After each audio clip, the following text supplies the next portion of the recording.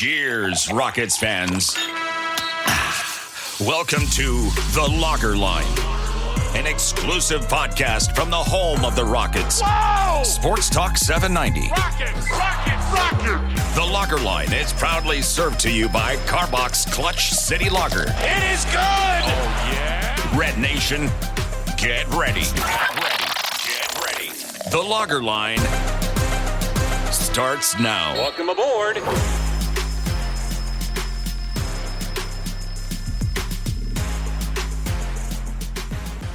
Welcome in to another new episode of The Lager Line, served to you courtesy of Clutch City Lager of Carbach Brewing.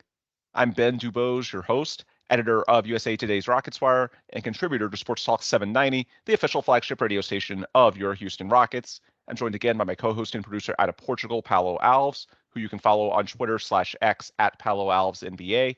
Me, I'm at Ben Dubose. Today, as we kick off this opening weekend of June, we're joined by Dave Hardisty, founder and editor of ClutchFans. That's his Twitter handle as well. And of course, you can check out ClutchFans.net, which is the gold standard for Rockets blogs and fan communities and has been for over 25 years. Dave, thanks so much for taking the time. And I'll start you with the 30,000-foot view question. Now that we're actually entering draft month, what are your general thoughts when it comes to the number 3 overall pick? What prospects are at the top of your list if the Rockets stay where they are? First, thanks for having me. It's good to be here. It's a good question. I mean, I'm obviously ecstatic that the Rockets are at the 3rd pick. I think that's really good news, even if it is a weaker draft. You prefer to pick at the top. I don't think the salary difference is that significant. I think this is a good spot to be in. I really kind of feel like this is a year unlike past years where I have opinions and I definitely want to share them, but I think there's several prospects that I feel like if the Rockets choose any of them, I have enough faith in them to feel like they've seen something that maybe we don't get to see, and I would trust that. But I do definitely have some rankings and how I feel about these prospects. But I think it's close this year. I think there's several ways they could go, and there's some good upside prospects here for sure. But I think I'm probably going to be in the minority for the most part how I rank them. My top 2 guys are in this order. Both of them, the UConn guys, are Donovan Clingan and Stefan Castle. Now, this is assuming Sarr and probably Reese Shea are off the board, looking at number 3. And I think those 2 probably stick out the most to me. But I think Reed Sheppard is a really good pick, who I think I would have 3rd on that list. I'm not mad at any particular pick. I just think that's how I would rank them out of those 3. We were in alignment on Clingan when a lot of the timeline was not, and quite frankly, still is not. I think there's value in being able to play different ways with your front court. And in a Western Conference that's getting bigger by the year, having a 7'2", 7'3" behemoth that can protect the rim, even if he's initially capped at 20 or so minutes per game because of the presence of Alperen Sengun, and you need to wait for either Clingan develops a 3-point shot, he gets better at moving on the perimeter, maybe there's other roster moves. The point is you have to wait for something to change for him to have a path beyond 20 minutes per game. But I think the upside of what you can do with those 20 minutes and the optionality that gives to Ime Udoka is potentially worth it in the short term. And as far as the long term, I think, well, for starters, most rookies are not ready to play starters level minutes anyway. So you're probably looking at year 2, year 3 anyway, before the conversation would actually need to be had. Okay, how do we find a way, if he's really good, if he's truly the next Rudy Gobert, to play him 25, 30 plus minutes per game? And by that point, there's so many different things that can happen when it comes to just the construction of this roster, because with the team about to become much more expensive, there's going to be some hard decisions for Rafael Stone in that front office in a way that are very different than the last few years when you've drafted these guys in the first round and you just sort of roll the ball out and hope for the best, because what you want is upside guys on rookie contracts when you're in the opening stages of a rebuild. As you get to the second contracts and beyond, there's going to be some much more business of basketball decisions to be made, and that's where I think Clingan in the short term, he gives you certainly the optionality to play different ways. Even with Steven Adams on the roster now, I don't know that someone in his 30s should dictate, and on a 1-year deal as well, should dictate what you do with an asset as valuable as a number 3 overall pick. And then in the long term, I think there's a lot of different things that could potentially change the calculus over the months and years ahead. So we were in alignment on Clingan, even if there's not a direct path to minutes. I know, or significant minutes, I should say. I know Paolo's on the other side, and we'll get his take momentarily. But I do think one bit of cold water that, at least for me, has been thrown on the Donovan Clingan idea was this report this week from Michael Scotto of Hoops Hype that Clingan is represented by Sean Kennedy of Excel Sports Management. That's his agent. And who else does Sean Kennedy represent? Alperen Sengun. In fact, Alperen Sengun might be the most important client that Sean Kennedy has. I would put him right up there with Naz Reid of the Timberwolves and Trey Murphy of the Pelicans. I would argue that Sengun has the most upside of those three. So the point is, Sean Kennedy cares a lot about Alperen Sengun. Certainly, he's going to care a lot about Donovan Clingan, who looks like a top 5 draft pick at this juncture. And so to have them both represented by the same guy, it does make you wonder if Kennedy would be okay with them being on the same team, especially because right now it feels like both are 5s only, unless one or both gets better at shooting from 3-point range and or moving their feet a lot better on the perimeter to where they can potentially guard some of the power forwards in the Western Conference on a more frequent basis. So by and large, it's been sort of a quiet post-combine period in terms of intel. I've been a little surprised by that. I don't think we've gotten that much hard news just yet as far as what the Rockets or other teams at the top of this draft are thinking. But this little tidbit about the agent, and it should be noted that Michael Scotto, who I do trust at Hoops Hype, also sort of downplayed the Clingan to the Rockets possibility in the same story. I think it's noteworthy, particularly in the context of what we know about Rafael Stone in the front office. So just to give everyone a quick overview of this, we have not actually heard that Sean Kennedy would not want Donovan Clingan with the Rockets. I want to stress that we are just speculating here. However, when you consider not just the contract they get from being drafted at number 3 overall or whatever the pick would be, beyond that, you want to put that player in a position to earn a max deal potentially for his second contract 3 years from now. Basically, you want to give him an opportunity to have peak earning leverage. And it's tough for him to do that if his role is initially capped at 20 or so minutes per game, because ultimately these max deals or anything close to it often come down to counting stats. And if the agent was just representing Clingan and not Sengun, then there's a case to be made that the agent might say, you know what, if Donovan Clingan is as good as I believe he is, then this situation will work itself out. And if he is that level of player, then the Rockets will have to make a hard decision. And if that compromises things for Sengun, maybe it cuts his minutes, maybe it forces a deal elsewhere down the road, then whatever, that's Sengun's problem. But in this case, you're talking about a robbing Peter to pay Paul type of scenario. If the, I guess, uptick in minutes or value for a guy like Donovan Clingan might, and I say might because it's still possible that one of these guys develops more of a perimeter game, but if it comes at the expense of Sengun, or if Sengun becomes a star and then that sort of depresses Donovan Clingan's role his first few years in the NBA to where he's not quite ready to command a max deal or anything close to it by the time he 3 years from now can enter into extension discussions. That's the concern. And as far as what Clingan and his agent could do about it if they're worried about the Rockets as a fit, I think it's delicate.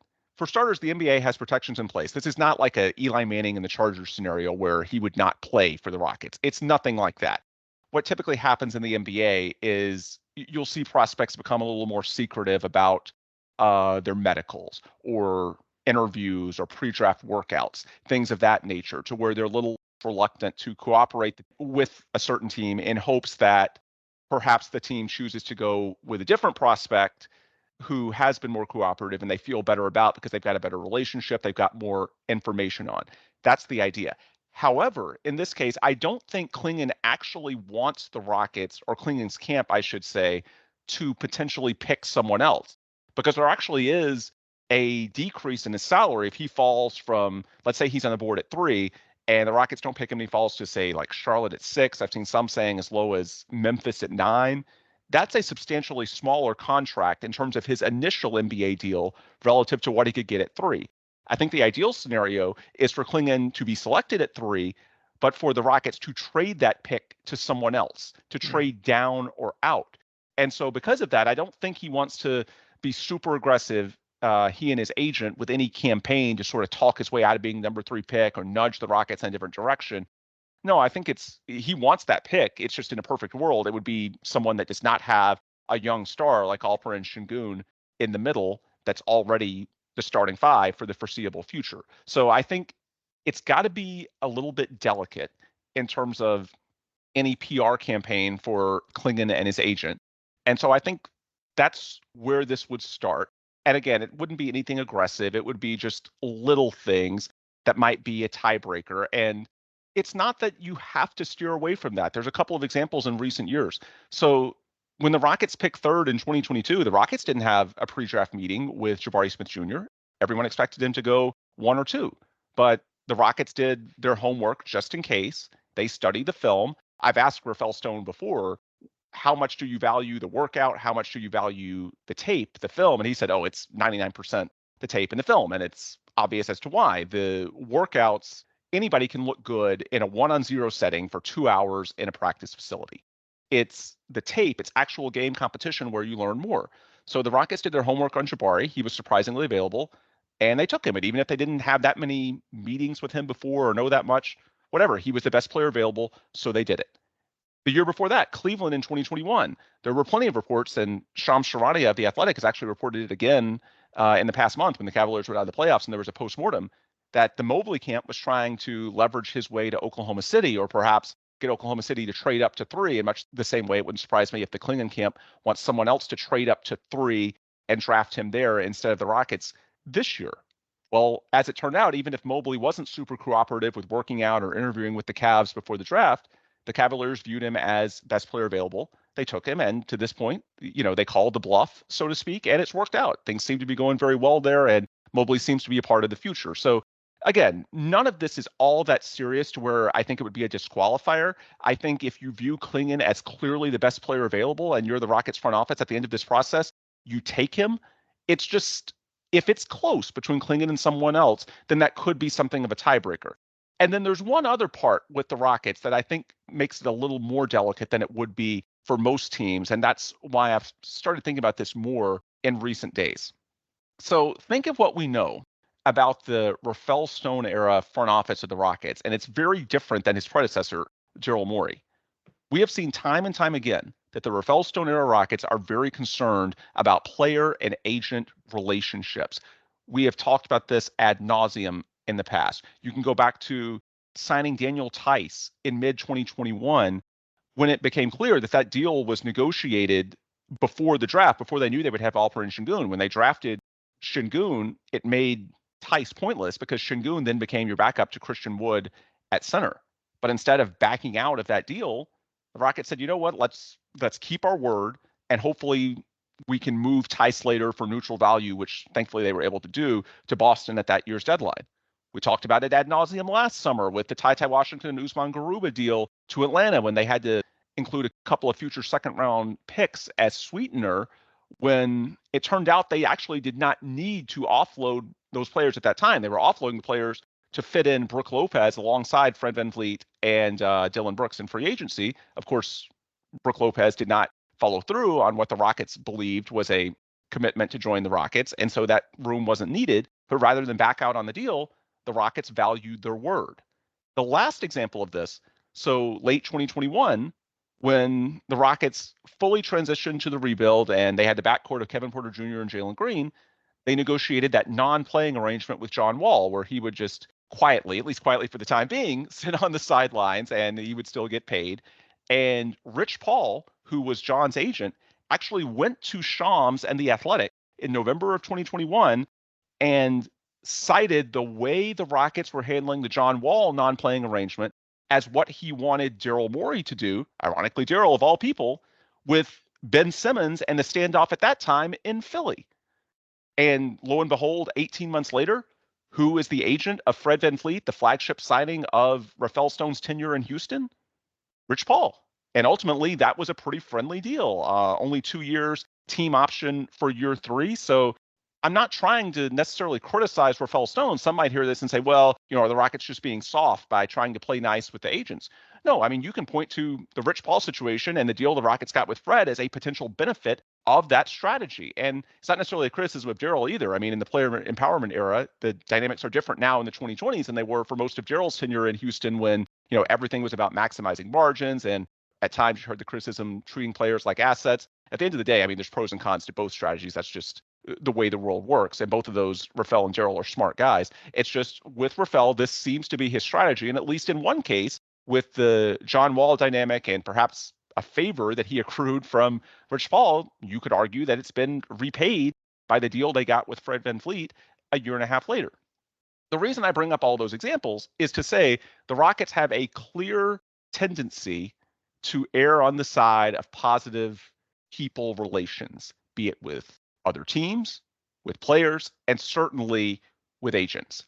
And so if you take Donovan Clingan here, whoever you take at number 3 immediately becomes one of, if you stay put at 3, if you draft that high, even in a somewhat subpar class, that is instantly one of the 8 most valuable assets in your organization. It goes right up there with your core 6 and Fred VanVleet. Wouldn't say it's at the front of that line, but it's in your 8 most valuable assets. In this scenario, 2 of your 8 most valuable assets would be represented by the same agent. Again, Sean Kennedy of Excel Sports Management. And in the case of one of them, Alperen Sengun, arguably your most valuable asset of all. Oh, and at some point in the next year or so, you've got to negotiate a contract extension with him, assuming you want to keep him in Houston. So that is not a guy that you want to be on bad terms with, right, unless you are really, really convinced that Donovan Clingan is the best player available. So that's why I've sort of looked at this as cold water. It's not a disqualifier. If the Rockets go through their process and say that we strongly believe Clingan is the guy, then I think you still take him and you worry about the rest later. But if it's at all close, I do think that factor could be more significant than I first thought. Because when I first looked at it, I just was sort of like, hey, it's an annoyance. But at the end of the day, look, you're picking 3. The NBA has rules to prevent these Eli Manning scenarios. It's not that big of a deal. But when you consider the context of the Rockets, how they've handled these situations in the past, and having 2 of your top 8 guys represented by the same agent, and oh, by the way, needing to negotiate a contract extension with one of them for hundreds of millions of dollars in all likelihood in the relatively near future, that's not a guy that you want to be on bad terms with. So because of that, cold water is the term that I keep coming back to. Dave, what are your thoughts on that angle? Yeah, I think you said it very well and outlined it beautifully. I thought it was a big deal when you actually brought it to my attention, and I was immediately like, well, shoot, that is a really significant deal to me. I don't think the Rockets would pass on Donovan Clingan because they have Alperen Sengun. I think they've shown over the last year or so, they tried to give $50 million to Brook Lopez. They spent assets to get Steven Adams. Both of those guys are starting level centers in the league. I don't think that they would balk just having that any more than they would, like, drafting somebody who plays Jalen's position or who plays Tari's position, that kind of thing. But I do think this agent thing is more significant than maybe some people realize, because like I said, you broke it down really nicely. They want to, maintain good relations with these agents and with these players. And I don't think that this is a situation where, it's not a conspiracy theory, let me put it that way, to say that the agent would not want Houston, given that his client, Alperen Sengun, is a year away from getting a big contract, maybe even sooner, maybe this summer, but most likely next summer. And you want to put Clingan in a situation where he's going to be able to grow and blossom. There are certainly some teams, Memphis comes to mind, where maybe Clingan could get significant time, whereas Houston right now has Sengun. They have Steven Adams, who they love, they want to play. So he could go the Cam Whitmore route initially with Houston, maybe even sit on the bench, get some spare minutes, or even go to the G League. That may be extreme, but it's possible. So I don't think that Houston is the ideal situation for his agent. I think that they would have to figure something out long-term for it to be here. And frankly, he may not be the BPA on the Rockets list, but right. I do agree with you that they're going to take BPA and figure out the rest. But it's going to have to be probably significant in Clingan's case because of this agent conflict. Yeah, I'm largely in alignment with everything you guys said. I think it's definitely something that's interesting when we consider that at 3 we're likely going to have 4 or 5 guys that are within the same tier of talent. So that may sway the Rockets one way or the other. Now, if the Rockets for some reason think that Donovan Clingan is head and shoulders above everybody else that's available at the pick, I don't think they'll let it. I don't think they'll let the agent relationships change their pick if it's that large of a gap. Right. But just if it's close. Yeah. Yeah, more than likely it's going to be close between a few guys, and so it does make it less likely that Clingan's the guy. That being said, and shifting it a little bit to more kind of zoomed out conversation on what the Rockets can do at 3, I think there's been some evolution in the discourse over the past week since we last recorded the podcast. I think at this point, if you look at the Rockets community, mainly on Twitter and on Reddit as well, you have Reed Shepherd people and non-Reed Shepherd people.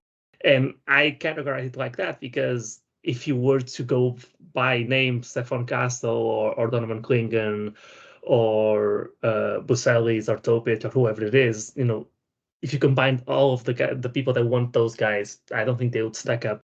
If you didn't combine them, they wouldn't stack up to the amount of people that want to Reed Shepherd. And I think it has turned a lot to the same old argument of drafting for fit versus not drafting for fit. And I think, like a lot of issues, today has been socially, and today has been a big day in that.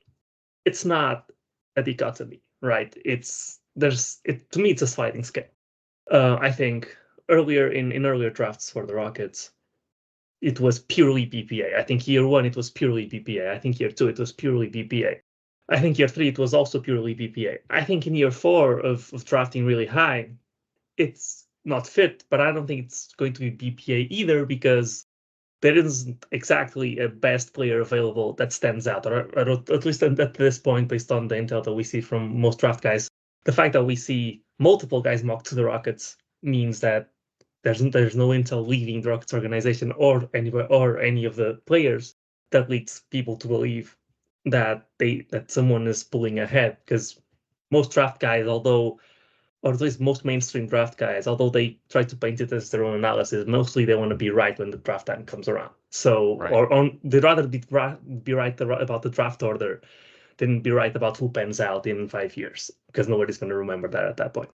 So, since it is a sliding scale, I do lean right a little bit less. I think it's a little bit less of BPA than it was in previous years. So the 2 factors that I consider, besides being just the best player, if we're talking about guys that are close, it's not whether they'll contribute year 1, because I don't think anybody that we draft is going to play year 1. But I do think it's somewhat important to have a realistic path to getting minutes in 2 or 3 years. So, for example, that's one of the reasons why, for me, it's tough to be as high on a guy like Stefan Castle as I am for Reed Shepherd or even Clingan, because I see that he's going to have to compete with minutes with Amen Thompson, because I think eventually Amen Thompson is going to be a staple of this lineup, and they already have Fred VanVleet. It's tough to see the path for him to get minutes eventually, and when you combine that with the fact that he apparently has been putting out that he only wants to be, he's only going to work out with teams that don't have a point guard. I don't know what he considers a point guard, because that would mean that he was not going to work out with a lot of teams, because most of them do have a point guard. But this to say, to me, that within a draft where that tier has 4 or 5 guys, that pushes him down a little bit, which would make me, be less considerate of him being drafted. The reason I say it's a sliding scale is because, well, that does take into consideration fit a little bit, but at the same time, to me, drafting for fit would be going with Dalton Necht, or whatever his name is. I can pronounce the second name. Connect, yeah. You say the K? Okay, yeah. Sure. Yeah. And that he would be the obvious. He fits perfectly. The Rockets are probably going to get a guy, similar to him in free agency with the MLE, which I think is the wise thing to do.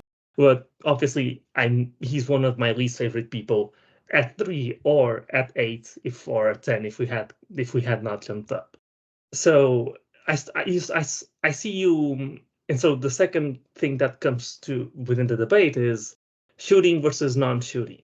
right? And Castle obviously has concerns as far as his willingness to shoot and concerns as far as, his percentages, both from three and from the free throw line, which the free throw line is okay, but it's for a guard. He was actually good on threes at the combine, but I get your point. That's obviously a very small sample. Free throw is like 76, right? Yeah, 76. It's okay for a guard, basically. It's for a big, it would be good. I think you can project him to be somewhat of a shooter. I'm not sure how much of a shooter. Does this mean that I am out on guys that are not sharpshooters? Obviously not. But the fact that Reed Shepard is a good shooter helps. It's a plus to him, but it's not any more of a plus than it would be in any other draft or for any other team. It's not that you need to be a shooter. It's that being a non-shooter or close to it or having a lot of work to do to eventually become a shooter to me is a red flag because we have a lot of those guys already. Tari Eason has improved. He's okay as a shooter. He's not exactly, shooting lights out. Jabari's gotten a lot better. I consider him a real shooter right now, but obviously you have Amen Thompson. Is Jalen Green still around for the long term? Obviously, Jalen Green is not proven whatsoever as a shooter. Alperen Sengun is still a ways to go. And I think the only two guys that I would project to be real shooters in volume, as we move forward are Cam Whitmore and Jabari Smith Jr. So that plays a role for me as well. I think you make a good point. And I think to add to that, if they do go, I think the BPA is very important to them. But if they do go fit, I would try to advise people or Rockets fans listening that to look more at fit for Ime Udoka as opposed to a specific roster fit. Like I would look at guys in particular that Ime Udoka is like, I can win with this guy, as opposed to filling a specific need. Now, Reed Shepard may be that guy, and that's a lot of fans want Reed Shepard. He fits with the current roster. He adds a certain need, but I think you make a good point. By the time if you're drafting a specific skill for a fit, by the time that skill is actually playing for you, it may not be the need. Now, in the Rockets case, it's probably, you could always use shooting, period. So, and Reed Shepard does look like a special shooter, but that's the concern about drafting for fit. If you're going to look fit, I would look fit with Ime Udoka as opposed to with Jalen Green or with Alperen Sengun. And let me jump in here. So there was an interview that Rafael did with Kelly Iko a week or two ago about shooting. And I'm curious your perspective on this, Dave. This is what Rafael said when asked about the need for shooting. We expect to shoot better next year with no external changes. One enormously important aspect of shooting is shot selection. You can highlight players with equivalent shots, and one guy will shoot 33%, another 43%, because a guy shooting 43% is taking much easier shots than the guy shooting 33%. As our team matures and figures out their spots and makes the right play, shooting percentages will rise. Similarly, the one constant trend through the history of basketball is that as guys go on in their careers, they become better shooters. So as our young players get a year older, they should all individually improve. Notwithstanding of all the skills in the NBA, shooting is probably the one everybody pays a premium for. So we will still look at that both in terms of people we bring in as free agents and people we draft. So the Rockets have several guys. I mean, Amen Thompson is obviously an example of someone who is going to need a lot of work. Alperen Sengun, I'd say a moderate amount of work when it comes to perimeter shooting. But your other guys within the young core, guys like Jalen Green, Cam Whitmore, Tari Eason, to a small extent, Jabari Smith, although I'm with Paolo, I think he's largely already there. He just needs to continue getting stronger, all the typical young player things. The Rockets have young guys that should get better, that have at least decent numbers, decent form, not broken with their shots. They're getting more mature. They've also invested heavily, not just in Ime Udoka, but his assistants, most notably Ben Sullivan and Cam Hodges, guys that are known for their work on shooting development. How much do you buy, Dave, this idea that Rafael put out there in his interview with Kelly that shooting, while certainly still important, is something that might be a little overstated because people are just looking at the raw data from last season as opposed to accounting for the fact that, look, it's not like these guys really can't shoot. It's just that they're young, and some of these young guys naturally have questionable shot selection right now. Yeah, it's a good point, Ben. I think when I look at the team, I mean, you kind of broke it down. I don't worry about Jabari. He's trending up from 31 to 36 plus. I think he'll be 38 to 40. That's the hope, at least this year. Fred's a plus shooter, in my opinion, a good 3-point shooter. You're mainly looking at Sengun, who just needs to add that to his arsenal. Jalen, who takes a ton of 3-point shots, but just is not very efficient on the whole and really hasn't progressed in 3 years in his career. I guess the same would apply to Sengun, but he just doesn't really shoot them very often.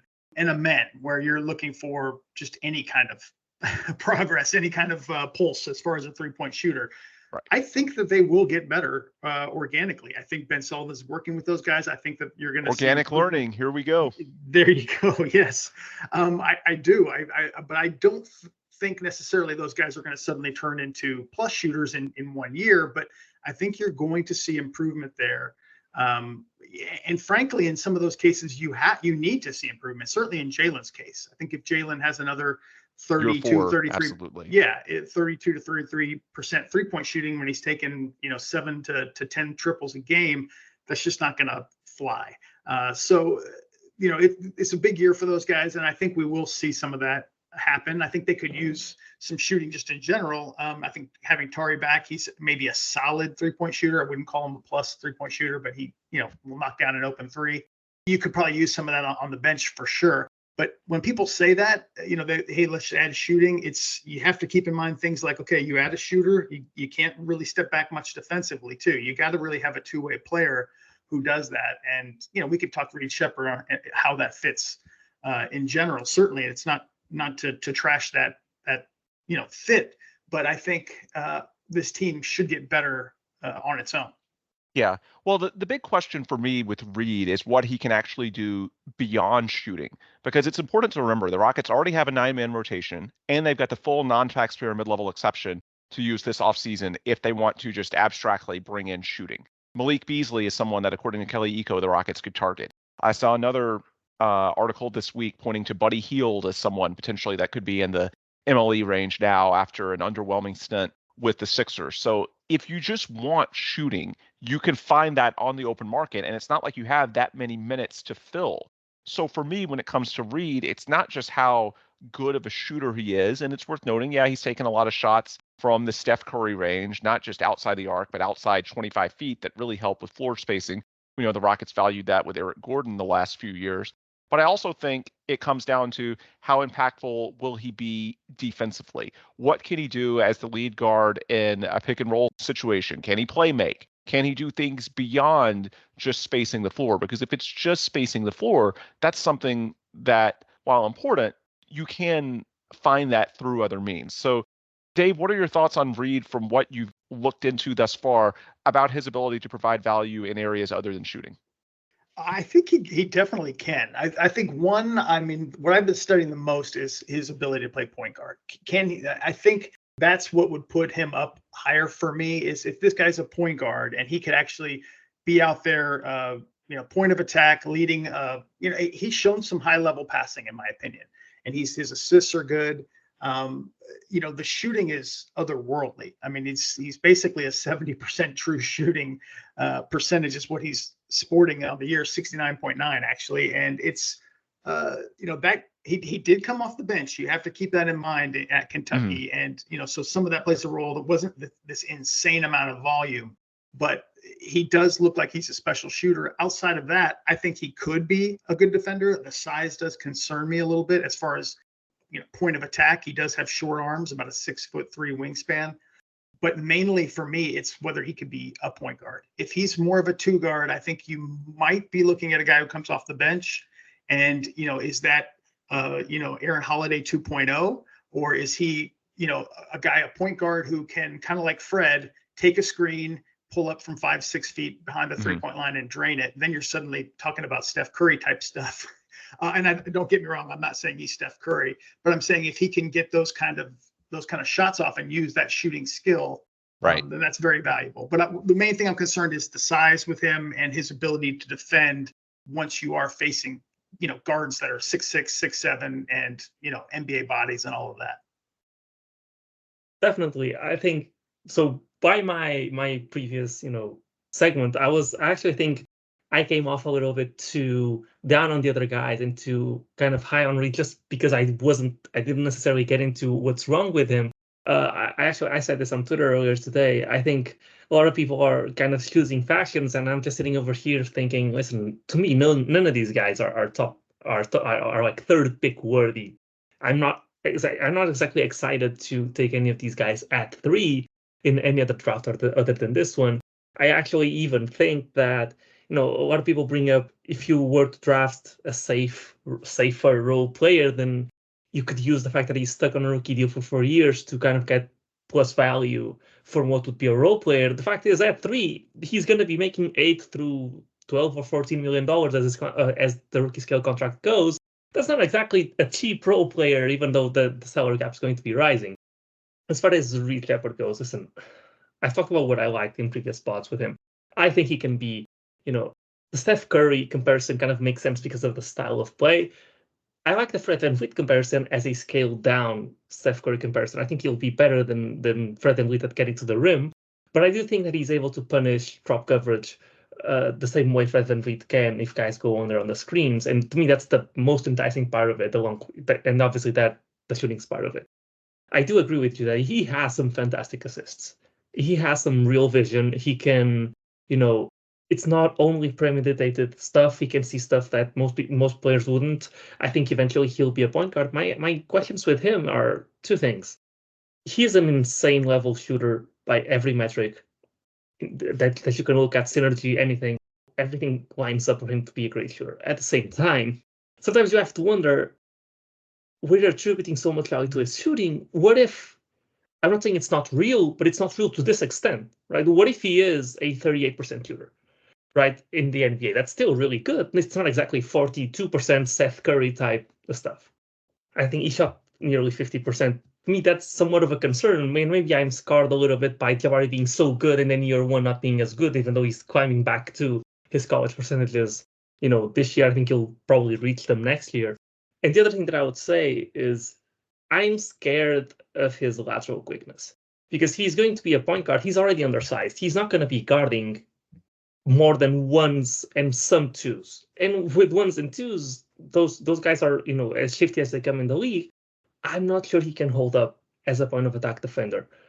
Now, on the flip side, as far as what a Ime Udoka type of player is or isn't, we had Brian Kalbrowski last podcast, and he said that if there's something that everybody agrees about Reed Shepard, is that even though maybe he doesn't have the lateral quickness, when I brought this up to him, he said what he does is he really, really wants to be a good defender. And I think with Ime Udoka, that's definitely something that he's going to appreciate.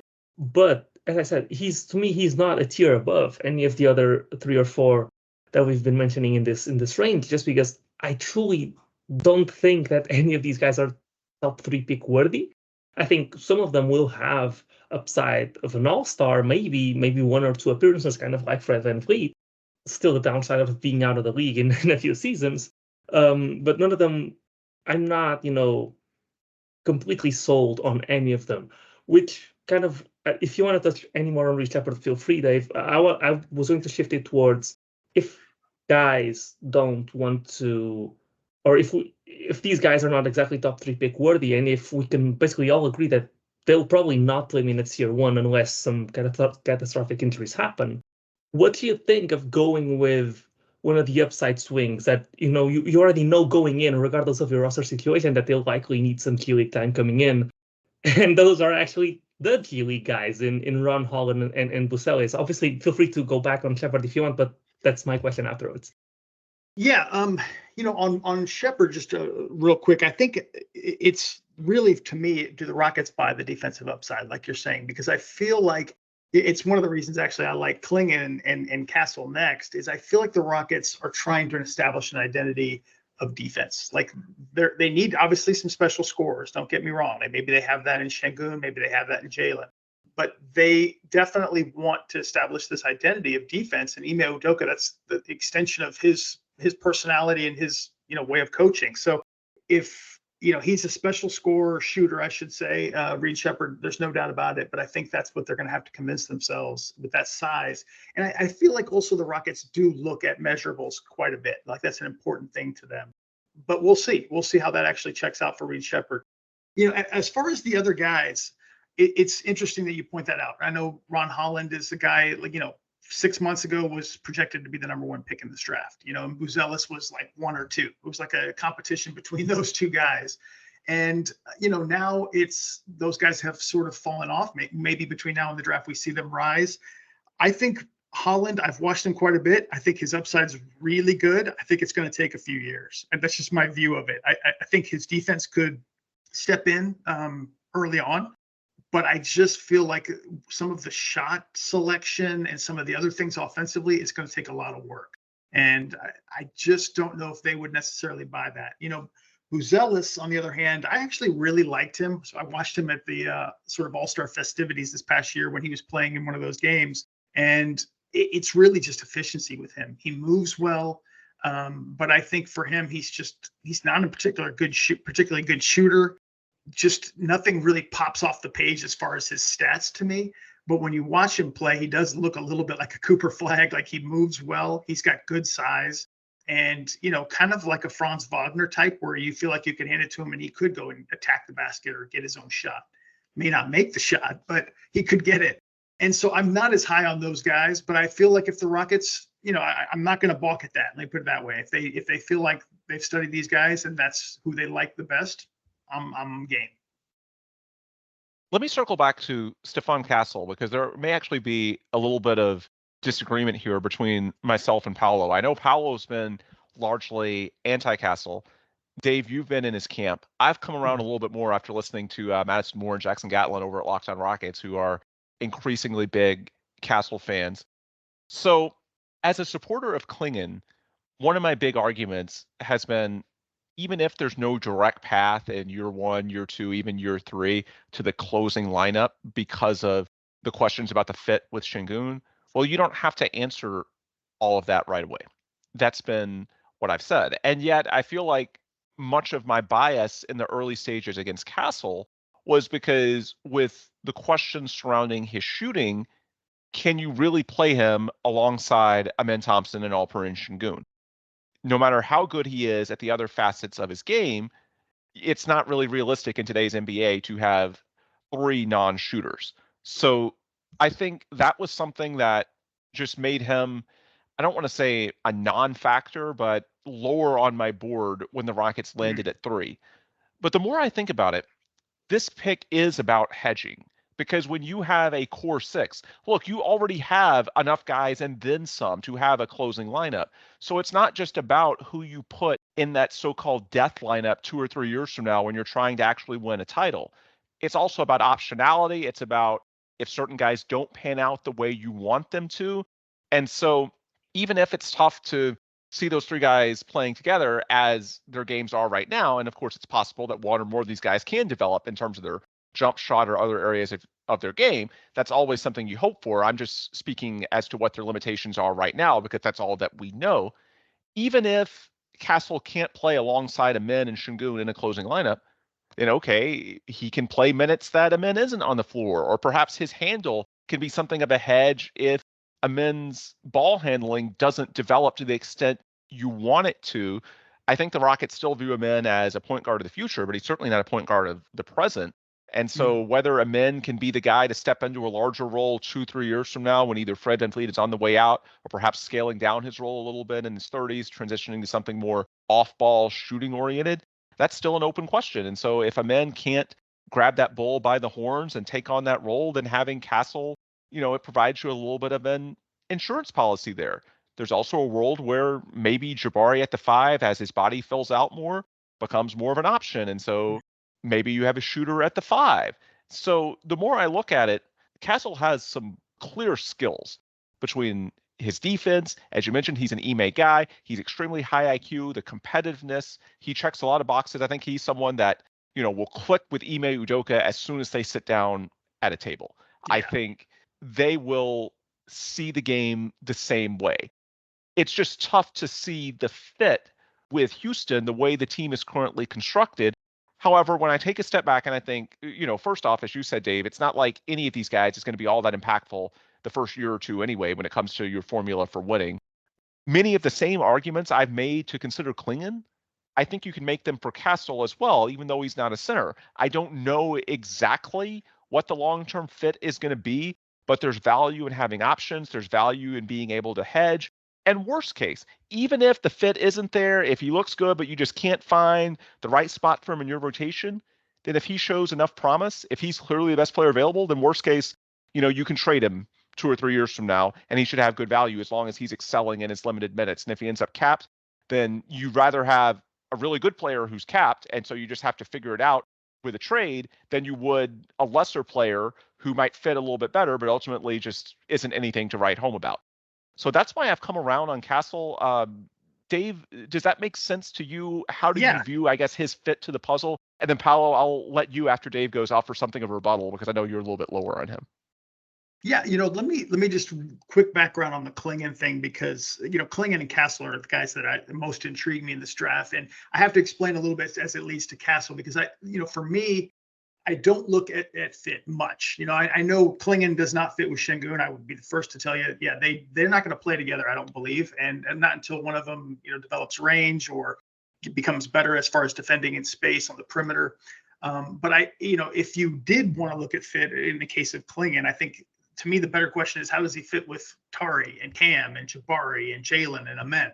And then you look at that, and I think that's what it is for me, especially with Clingan, is defensively, I think he's the one guy who doesn't have to add a new skill. He just has to be really good at his strengths to potentially be an all-star, or even, dreamcasting here a little bit, a defensive player of the year candidate type of player. You can see how he succeeds in the league. And so turning that into Castle a little bit as well, same type of deal. I think he has a chance to be great defensively at the point of attack.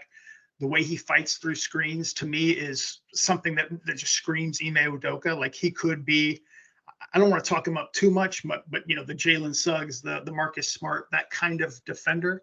And in the case of both Clingan and Castle, I look at it as the Rockets having the opportunity to have 3 special defenders on their team. I feel like Tari and the men right now are special defenders, and I think Clingan and Castle could both potentially qualify as well. I mean, Jabari's a versatile defender. I wouldn't call him, special or elite as far as potential just yet. But the Rockets have an opportunity to build something really special defensively, and that's why I think I lean more towards those guys. But Castle does, it has the to happen. identity argument. Yeah, exactly. But I do think it has to happen. He has to show that he's better than a 26 to 27% three-point shooter. He took, I think, a couple of threes a game. He wasn't good at them. I do think his free throw percentage suggests he will get better at that. His form looks pretty darn good to me. This is not Amen Thompson where it's completely broken. I mean, with all due respect, I love Amen, but the three-point shot is a major, major work. I don't think that's the case with Castle. I think some refining, some confidence. I think he'll be, over 30s quickly, and can work his way up. But as far as, in my opinion, you're right, Ben. I think you already have a question with Amen and Sengun. And I think if you have Castle as a significant player and he maintains this poor three-point shooting, that's a really big concern, because then you do have shooting as an issue. But in Castle's case, I do believe he will get better there. And I think everything else, ranging from the defense to a solid connective passer, a secondary type of playmaker. I don't know if I buy the point guard role just yet, which is what he apparently wants, but I think he will be a guy who can do some creation and will be a solid passer. I think he's got just about everything else. Yeah, and I don't even know if the Rockets need a prototypical point guard, because if Jalen develops the way you expect him to or hope he does, then he'll have a little bit of on-ball creation. We saw that in March when he was at his best. Any scenario where you trade Jalen is probably for a Donovan Mitchell type, and the same applies to him, and then some. We know that even if Amen Thompson isn't fully a point guard, he's someone that you definitely want to play make a little bit. Obviously, Sengun, when he's on the floor, you want to run offense through him. So even if he's not a full-blown point guard, I don't think the Rockets model really depends on that anyway. I think you just want someone with a little bit of those skills. And I think it's fair to say he has that. Agreed. I don't know if Paolo, if you wanted to comment on that. Yeah, to me, there's a few things that I don't necessarily agree with. I think the argument Ben made is, maybe taking a guy that becomes insurance rather than in a case, rather than you looking at fit and seeing if he can play with the guys that we already have, looking at it as insurance, maybe he or them can replace one of the guys that we already have if they don't work out. To me, that makes sense in a vacuum, but not at pick 3. If I'm taking insurance, I'd rather grab an extra first, trade down into the late lottery, and take somebody else to maybe take a shot at Collier or Collier. Listen, I never struggle with names in the draft. I can't do it this year. I don't get it. Or the one guy I'll plant the flag for in Khalil Ware makes sense as someone I'm gonna do it every pot. You got no chance. Christian Wood part 2. I'm kidding. It's not whatever. If you want to do something like that, I think you can trade back and get someone that you can develop slower to eventually get there. I think at pick 3, to me, that's too big of an investment, even though pick 3 this year is obviously less valuable. As far as Castle goes in specific, I do think that he's going to be a special defender. I do think that Ime Udoka would love him. I'm not sure how Ime Udoka would love I'm a point guard, and there were reports that he wasn't going to work out for teams that already have point guards. And well, there's teams that have point guards, there's teams that somewhat have point guards, there's teams that have point guard prospects. The Rockets have all 3. The Rockets have a man who's supposedly a point guard prospect, Jalen, who may turn into a point guard as far as on defense and perhaps on ball handling, could become a point guard. I'm not even sure Jalen's going to be an NBA player for too long, considering his efficiency, but regardless. And then you have a man Thompson, who is the project point guard for the team, even though he could possibly be a small forward, if need be. So there's so many layers that would be on top of that he'd have to get through to be that point guard. I'm not sure, on one hand, how Udoka would feel about a guy that only wants to be a point guard rather than wanting to be whatever his team needs to succeed until he is good enough or a star to warrant having those types of claims. And secondly, if the Rockets are a team that cater to agents this much, how much would they take into consideration the fact that he wants to be a point guard and the Rockets don't necessarily have that role to give him? Fair. The point guard role in the near future, but even a role in year 1. Now, if you believe, obviously, none of this, the last couple of points that I made, none of this comes into account if you think that he's clearly the best guy available at 3. And if the Rockets do, then, as I said, I don't have any strong opinions about this draft. I think it's just a bunch of guys that it would usually be the 7th or 8th pick in the draft that are going number 3. So if they feel strongly enough about any of them, I'll believe them because they have a lot more information than I have, which is why I don't have I'm not planting any flags besides Khalil Ware, who's not going to be a Rocket, obviously, because we don't have a pick for him. That's why I'm mostly just content with whoever they bring in. He might fall to 44, though. You never know. Oh, no. Please do. Wow. I'm just kidding.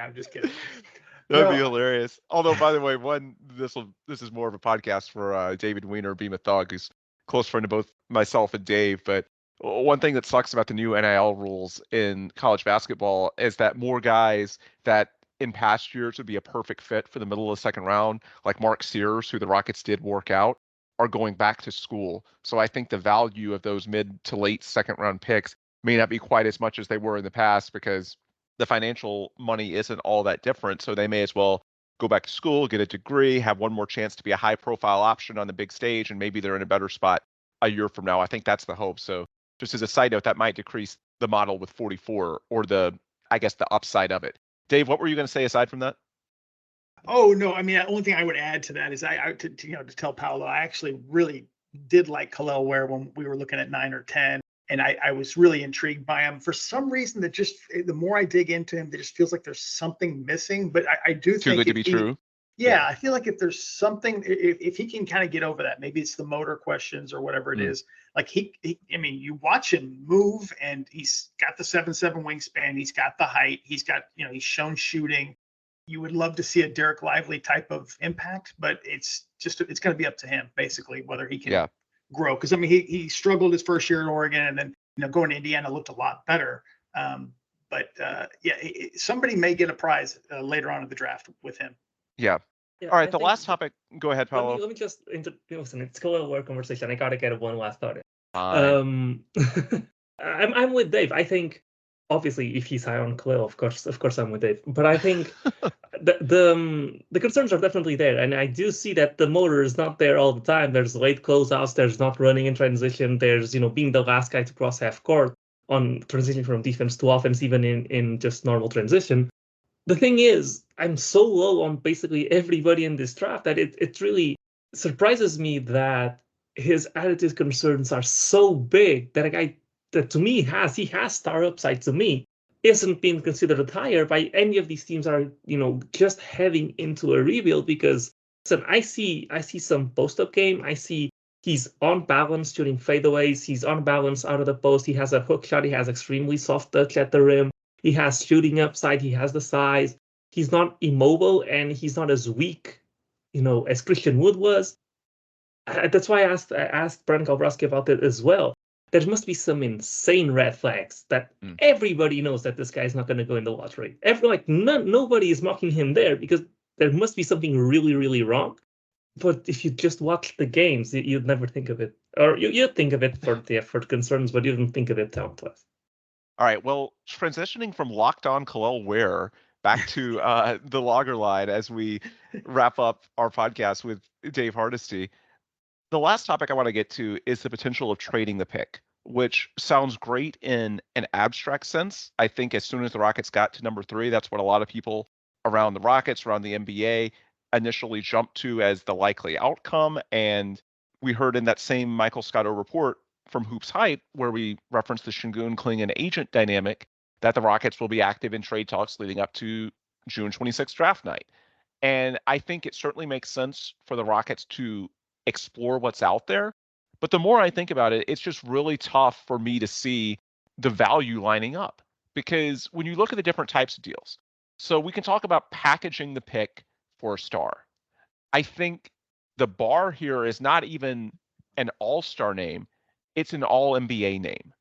One bit of reporting by Kelly Eco that I think he absolutely nailed, and from what I can tell talking to people in the building, I think he's spot on with this. Mikal Bridges and Brandon Ingram, those types, don't really move the needle. In other words, a fringe all-star, when things are right, like a top 25, top 30 player. No, for the Rockets to do like a big-time consolidation move, it needs to be potentially an all-NBA guy, i.e. someone like Mitchell that could actually be a top 15 player in the league. And I know there's some arguments out there even anti-Mitchell, but I think for the Rockets to even consider it, it needs to be at that stature. Because here's the thing with guys like Bridges and Ingram.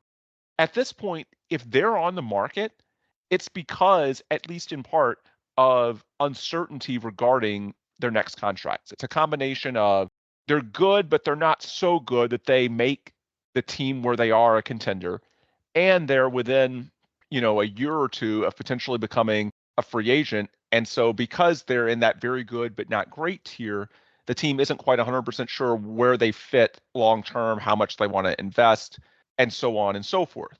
Well, for the Rockets, let's use Mikal Bridges because I think people look at Bridges and say, wow, he's got a really friendly contract. He does. But as opposed to talks last offseason or during the season when he had 3 years left, Bridges only has 2 years left on his current deal. And then in the summer of 2026, he's going to be an unrestricted free agent seeking a max. We know he's not really a max level player, so that's not a good value deal. And that's also a summer in which the Rockets are going to be in the middle of extension talks for so many guys when they're young core. Sengun and Jalen are due a year before that. That's when Jabari and Tari, if they aren't extended after year 3, will be due, and the extension window will open for Amen Thompson and Cam Whitmore. So you'd be giving, in all likelihood, a much more bloated deal to Mikal Bridges because all it takes is one team as leverage at a time in which your overall payroll is going to be skyrocketing if you want to keep your young core, and something has to give. So from the standpoint of the Rockets, it's just there's certainly value the next 2 years, but if you're not going to actually be contending, and I don't think anyone thinks that you add Brandon Ingram or Mikal Bridges to the current Rockets and you're going to contend, it might put you for sure in the play-in/playoff field, but you're not going to contend. Is it really worth the uncertainty in 2 years for a guy that's good but not great, that's not so transformative to your outlook, both now and in the future? I don't think it is, especially with what the Rockets showed after the All-Star break. I was open to the Bridges scenario prior to the deadline because that was when the Rockets were well below 500. We know how things were trending in early February, and I was very concerned about what the baseline for the Rockets was. Were they guaranteed to be competent as is, or did they need an outside stimulus just to get back to relevancy? To see them finish the year the way they did, get to 500 just as is with the young core and Fred and Dylan, that makes it, in my opinion, not as tempting to mortgage some of your young core, your future pick assets from Brooklyn, whatever it may be, for a guy like Mikal Bridges or Brandon Ingram that gets you in, a slightly higher tier, but isn't transformative. So I think in terms of, trade scenarios, certainly you're not going to trade the pick for a role player because you've got, again, a 9-man rotation already, and you can sign a Malik Beasley or Buddy Hield type if you just want to add a shooter, so to speak. In terms of a trade, it can't be someone that's that low. And even a moderate name, I don't think it's worth the investment cost because those teams are not going to give a player like Bridges or Ingram up for, cheap. If they're moving them a year or two early, it's because they're getting decent value. And I don't know that it makes sense for the Rockets to give that value when you consider the contractual uncertainty moving forward, the value of picking at 3 and having a club controlled rookie scale deal that can, grow into a solid contender for you. I just don't think a Bridges or Ingram type moves the needle. I think Mitchell maybe could, but it's not 100% lock that he would. And who knows if he's even going to be available because obviously the Cavaliers fired JB Bickerstaff. That's part of an effort to keep him. We heard Brian Windhorst say this week that Mitchell may have even more control over the organization than LeBron does with the Lakers, which may not be a situation that he wants to leave. So who knows if a guy like Mitchell or someone of his stature is even going to be available, even if you were willing to do a deal like that. I mean, I guess you could make the argument that, look, with Jalen Green and Alperen Sengun, there's contractual uncertainty because of their next contract. So maybe, this offseason, the deadline, maybe you want to sell high on one of those guys before you give them their next big deal. I mean, I guess you can make the case for that, but then it comes down to, who are you actually going to trade them for? Because again, I don't think a Bridges or Ingram type is enough. I think it would have to be someone in the Mitchell class, and I'm just not sure exactly who that would be. It's possible, but it's just not likely. And then as far as, trading for depth, I mean, certainly you don't need depth in a rotation sense for the reasons we've outlined. And then in terms of future picks, I mean, if it's good enough, sure. But I guess for starters, I don't think the Rockets are devoid of future pick assets. I think what they have from Brooklyn now is enough to where they don't desperately need to trade back for future picks. If a star comes on the market, I do think the Rockets can have a compelling trade package. They have enough, assuming that player wants to be in Houston, to make a deal work as is. So I don't think they desperately need to try and trade this pick for 2 or 3 future first round picks. And then the other part of that is if this is a subpar draft class, who is going to give 2 or 3 future first round picks? Even if in this abstract sense, you could theoretically, okay, let's trade for, a couple of future picks and build the war chest for the next star that comes on the market. Okay, well, who at the top of this class is going to be worth that type of investment from another team?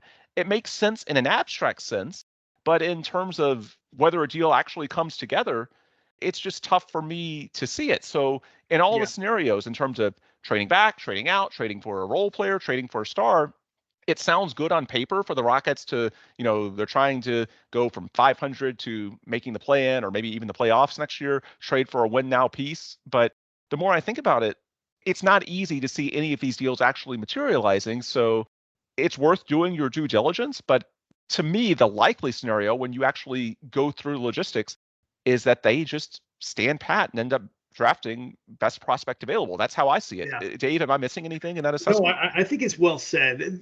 Let me kind of reinforce that first of all, just saying that I do feel like there is going to be a need to consolidate at some point, but I think the Rockets would be very wise to stay the course as far as what they're doing and wait for that real opportunity. You highlighted Donovan Mitchell. Just to give you some background, I've seen mostly Nets fans hype, thinking they can get Jalen Green and all their picks back for Mikal Bridges, and my jaw's on the floor. Yeah, I mean, it is ridiculous, but I'm just like, one, how does that catapult the Rockets forward? I mean, yeah, they may get better. I think they would be better, with all due respect to Jalen Green, although I think his upside would be high. They would be a better team right away. But trading all those picks, you're basically saying, hey, this is our team. The way the Rockets are constructed, they have some good talent here in the core 6. They're going to add a 7th player. All these guys have good upside, but you might get your best player in the 25 draft. You might get your best player in the 26 draft. Sure. The way things are going. And I feel like if you're going to give that up, especially next year with what the Nets, the way they currently are projecting and just that draft in general, you better get something really, really good. And I think that the Rockets have taken the right course so far. I just feel like they're kind of at the mercy of the market. So we're going to find out if this summer really is the summer of transition and change that it's kind of being billed to be, that we're going to see a lot of moving parts. I think the Rockets will be aggressive, opportunistic if those things come up. But the only thing I would just add to this is I do feel like there is going to get to a point here of consolidate where they're going to need to consolidate at some point. They've got 7 young guys, and now they like you mentioned, they do have to pay Sengun and Jalen at some point. And do they want to? Do they want to give those guys full max? That's just, I'm not saying they don't. I'm just saying that's the question, as opposed to giving similar money to Donovan Mitchell, for example, over Jalen Green. And that's the kind of thing I think that they're looking at. But they are definitely, when it comes to the caliber of player you're talking about, they're at the mercy of the market and that player choosing Houston. You know, Houston's able to woo them or persuade them or whatever you want to call it. And that's how that would get done. But they're basically at the mercy of it, waiting for something like that to happen. A couple of quick points I want to get in before turning things over to Paolo. So the way I look at the Bridges scenario, and I think you can throw Brandon Ingram in the same bucket, those are floor raisers. They don't really increase your championship ceiling much at all. In fact, you could argue that maybe they even reduce it, combining the asset cost and the uncertainty with regards to their future contract in a couple of years. The value in Bridges, and the Nets should have tried to consider this before the deadline, was when the Rockets weren't sure about what they had internally. Just getting back to competitive basketball and relevancy, you got to, crawl before you can walk. The time for the Nets to strike was when the Rockets were really scuffling heading into the deadline, heading into the All-Star break, when there were legitimate doubts as to whether the Rockets would even exceed 35 wins this year. That was where, in my opinion, and also 3 years left on the contract, Mikal Bridges as a floor raiser really made potential sense for the Rockets when it looked like the bottom might be falling out and they just needed some sort of stimulus. Guys like that are no longer as appealing now that the floor is 500 basketball just as is. And that's before we even go into potential internal development and growth over the offseason as these young guys improve. So that's what's really changed. It can't just be about the floor anymore. I think that's the way a lot of people around the league have thought about the Rockets the last couple of years, just trying to get off the ground floor. And in that sense, then just a solid veteran, even if the asset cost is high, there are scenarios where that makes sense. Now, starting from a 41 and 41 baseline, I don't think that is nearly as much of a need. And the market, certainly not people in Brooklyn, I don't think has caught up to that just yet. The other angle of it, I agree with you that at some point the consolidation move is going to need to happen. And so when the Rockets got the number 3 pick, I think a lot of people just sort of tried to connect dots and said, well, they need a consolidation move and now you can add the number 3 pick to it and this is going to be the time. I mean, if the right player comes available, potentially, maybe it's Mitchell, but outside of Mitchell, I'm not sure if there's another top 15 potential name that's on the market in the next month. If the number 3 pick isn't that valuable, and I think a lot of us have said throughout the pod that while there's nice players, there's no one that clearly stands out, then you don't have to force it. You don't have to, and I think the way a lot of people looked at this on May 12th, when the Rockets got the number 3 pick in the lottery, is, okay, this is the time to strike. Well, if the market values the number 3 that highly to where you can package it with one of these guys you're uncertain about a future extension with, be it Jalen, Sengun, whoever it may be, for a more certain upgrade, then in theory, sure.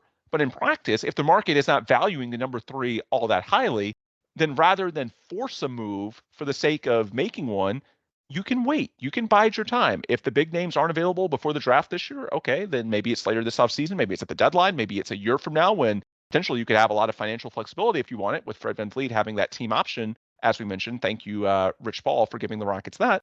You do not have to force this. So if the number 3 pick is that valuable, if the right guy is available, if you're uncertain about the next contract for Jalen or Sengun or their long-term fit, then but that's a lot of ifs. And so when you consider the magnitude of the ifs and the volume of the ifs, that's where I take a step back and I say, you know what, the scenario that probably makes the most sense, especially when, again, as mentioned, I'm not sure, trading back for future picks, not sure how many are going to be on the table. The more I think about it, it just makes sense to stand pat and draft the prospect that you believe in most, unless you're overwhelmed by an outside offer. Dave, is there anything else you wanted to add before we let Paolo close things out? Yeah, just the only thing I would add is this is something I've felt since the lottery is obviously getting good intel on what the teams ahead of you and behind you want, but specifically San Antonio. They're right behind you. I think it would be fantastic for the Rockets, their front office. If they're able to figure that out, that could really help them if they want to move back to 5 or 6. Yeah, a little move like that. Yeah. Yes. Yeah. And that's the one thing I would add to that. Hashtag asset management. Right. Follow your closing thoughts on the trade consideration before we wrap up the pod. Yeah, earlier on in the cycle, I was definitely pro trade for future picks. If the value is not there, if teams don't value pick 3 that way, then they don't value pick 3 that way. It doesn't make sense to make the move like that. I agree with most of what you said. The only thing I would disagree with, I don't think, definitely Mikal Bridges to me is not a ceiling, is not a floor raiser that rather than a ceiling raiser. It just depends on the circumstances that you're bringing them into.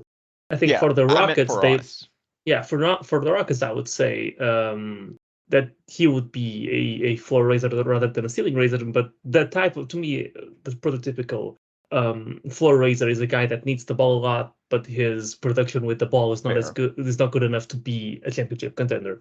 Mikal can be that. Julius Randle, that type of player. Yeah, Mikal can be that, but he can also be a complementary piece. So it would make sense to bring him in if you were to bring him in plus somebody else that would make you a contender. But in general, I don't think anybody good enough for the Rockets is going to shake loose, at least until next season, unless something crazy and unexpected happens. And I don't think after the playoffs this year that there's anything or any team young enough looking to blow it up for the Rockets to make a trade like that. So, and then in specific, so that's for any star trade. And then in specific with the Nets, there's basically no deal that I would make with the Nets at this point. And you included the Suns picks? I'll think about it, but probably not, because I think the next, we know what the next 3 years are going to be. I think the Suns can last past I'm forgetting the Cooper Flag, Cam Boozer. I think it's Steve Ansah, the name of the dude. I've screwed up enough names today. I think those 2 drafts are going to be borderline generational, if not generational. And we are certain that the Nets are going to be lottery. Are going to be a lottery team through those drafts. Even if they trade for Donovan Mitchell, I don't think there's any salvation for that team. I think they are for sure going to be 3 lottery picks. I'm not sure. Listen, with as much talent as Booker, Beal, and Durant have, an ownership that's willing to spend. Yeah, there's always a chance that they no catch lightning in incentive to the tank. bottle. Yeah. There's always a chance that they catch lightning in a bottle and they make a run, or they extend this semi-contending team. It would be basically resetting back the timeline that we had with Brooklyn when we first traded for their picks. And to me, we are not this year, but the next 3 years, we're right at the point where we wanted them to collapse ideally. Obviously, besides the Wemby draft. Although you could make an argument for selling high, because I think this is, if not as high, 90% of as high as the Brooklyn picks will ever have as value. But at the same time, I just don't think the Nets have anything to offer with the same upside as what we currently have from them. And I think they've made a really good point that I haven't seen people make, which is it's quite possible that the best player on the Rockets, when they are championship contenders, isn't on the team yet. And what we've seen with guys like Victor Wembanyama, even Paulo, and Evan Mobley is that it's quite possible that guys are top 3 in their team, or sometimes even the best player on their team with Wemby and Paulo, within the first couple of years of their career. And I think it's quite possible that Cooper Flag could be a guy like that. I think it's quite possible that Cam Boozer could be a guy like that. So it is quite possible that we tanked for 3 years, but the true, number one option for this team is a guy that comes in right at when we're starting to contend, and we eventually decide to build around them. And it's really rare for a team at the stage that the Rockets are at, which is, trying to cross that line towards contention, or at least towards being a playoff team, and you still have that upside. That's when you stop being a typical rebuild, kind of like the Cavs are, and you cross into what the Celtics had, which was being good and still feeding talent into that team with Jason Tatum and Jaylen Brown through the Nets mix.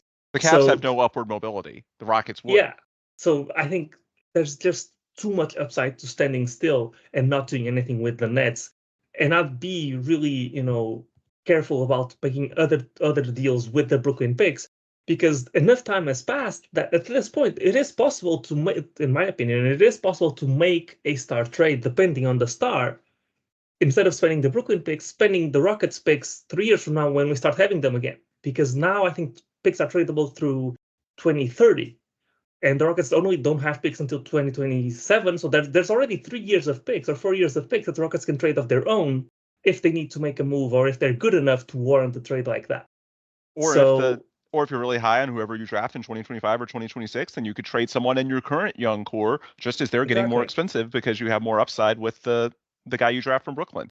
The key phrase that I would go back to is optionality. There is value in that, and that's what the Brooklyn picks represent. That's what, if you just get a high floor role player with number 3 and what that allows you to do with your roster moving forward, there's a lot of value in that scenario, even if it's not concrete, even if it doesn't give you the guy that you can slide into your death lineup 3 years from now, or at least you feel 100% sure will be. Just the options that this path leaves open, there's a ton of value there. And so I would stay the course unless someone either blows me away in terms of the totality of the offer or the player available is so transformative that, it's a deal you just can't pass up. And at this point, less than a month until the draft, I don't know who that would be. Yeah, and just to finish it off, to me, we're in an era of parity in the NBA. There's a lot of really good teams. There's no one team that really stands out. I thought that team this year would be the Nuggets. Obviously, they got eliminated, which means at least the Timberwolves were at their level. The Mavs are also at their level when Luka's playing at his best. And I think the Celtics, although they look dominant, obviously because of injuries, I don't give them the credit that they deserve, or not that they deserve, but that they would normally get for doing what they've done in these playoffs. Which means the league is there for the taking. And to me, this is how you build a dynasty. You build a dynasty through something that no other team can do. And let's look back at past dynasties. The Miami Heat or the Spurs were a dynasty because they had a top 10 player of all time, and they had a couple of other all-star level players, and they had one of the best coaches of all time. You look at the Heat had an outlier in being able to bring in LeBron James and him bringing with him Chris Bosh, and you had the first super team that really fit together. Obviously, the Golden State Warriors became a dynasty because they hit on their draft picks, and then they had the salary cap spike that allowed them to bring in Kevin Durant. The Rockets are in a position where if the young core continues to develop, they can have already a playoff team and add on top of that a couple, or one if they get lucky, two if they get really lucky, of transformative prospects at the top of the draft without having to be bad. That's another outlier way of building a dynasty. That's another outlier way of going from just a contender to someone who's going to be one of the championship favorites. And that's what you should be striving for when you go through rebuild where you're intentionally tanking for 3 years. That's how you reward the fan base. Yep. One last thing I want to touch on very quickly. I am strategically not bringing up the scenario we talked about in last week's pod with Brian Kolbrowski of trading up to number 1. We talked about the Alex Sarr hypothetical. At this point, most observers think he'll go 1 or 2. The reason for that is it's speculative, and we covered that possibility in last week's show. So if you haven't heard that, check out our archives. As far as whether that's an option to the Rockets, what it might cost, of course, you shouldn't rule it out. But at this point, we're waiting for more intel from the Hawks, from the Wizards about exactly what their plans are. As we said, leading off the pod, there's been, at least as of the end of April, or end of May, beginning of June, there's been sort of a void of news when it comes to concrete intel, what these teams are thinking. So there's just not much more to say about that at this stage beyond what we've already said. I think the Rockets should be open to that possibility under certain circumstances, but as far as whether it's realistic, I think we got to wait a little bit longer, see what the Hawks and Wizards are thinking, and then we can circle back to that in a pod, a week or two from now. We'll see how things play out in June.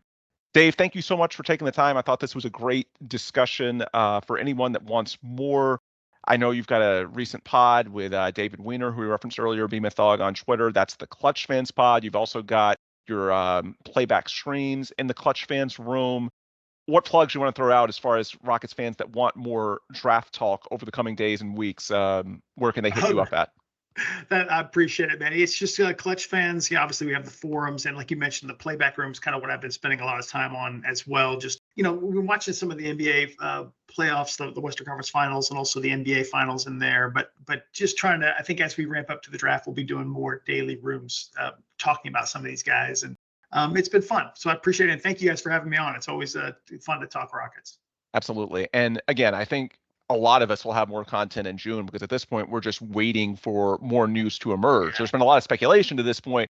there hasn't been a lot of actual intel as far as what the Rockets, the Hawks, the Wizards, the Spurs, any of these teams at the very top are actually thinking, what they're actually likely to do.